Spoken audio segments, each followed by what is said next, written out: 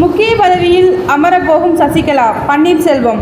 தொண்டர்களுக்கு உறுதி கொடுத்த எடப்பாடி. முக்கிய பதவியில் அமரப்போகும் சசிகலா, அதிமுகவில் இருந்து பன்னீர்செல்வம், சசிகலா, டிடிவி தினகரன் உள்ளிட்டோர் விலகிய நிலையில் தற்பொழுது திமுகவை எதிர்ப்பதே நமது அனைவரின் நோக்கம் என்று இவர்கள் கூறி வருகின்றனர். ஆனால் எடப்பாடி பழனிசாமி இவர்களுடன் சேர்ந்து எதிர்ப்பதற்கு ஒருபோதும் முட்டு கொடுக்கவில்லை. சட்டமன்ற அதிமுக தொடர்ந்து அனைத்து தேர்தலிலும் தோல்வியைதான் அடைந்து வருகிறது. எடப்பாடி அவர்கள் ஆரம்ப கட்டத்தில் அரசியல் சார்ந்த பணிகளில் சற்று தொய்வுடன் இருந்ததுதான் அதற்கு முக்கிய காரணம்.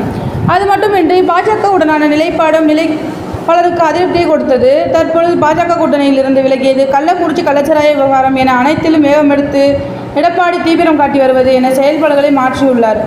அதனால் பழைய வாக்கு வங்கியை மீட்க முடியும் என்று எதிர்பார்க்கப்படுகிறது.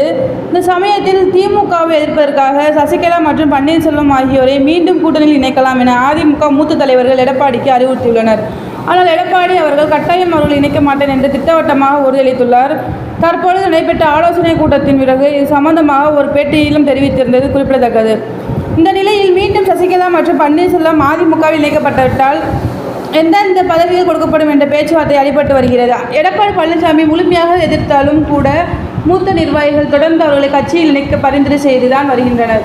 அந்த வகையில் மீண்டும் கட்சியில் இணைக்கும் பட்சத்தில் முன்னாள் துணை முதல்வராக இருந்த பன்னீர்செல்வத்திற்கு முக்கிய பதவி கொடுப்பதில் சற்று சிக்கல் இருக்கும் என்று கூறுகின்றனர். இவர்கள் இருவரும் கட்சியில் இணைக்கப்படும் பட்சத்தில் ஒன்று சற்று ஓரம் கட்டப்பட்டு வாய்ப்புகள் தான் அதிகம் உள்ளதாக தகவல்கள் வெளிவந்துள்ளன.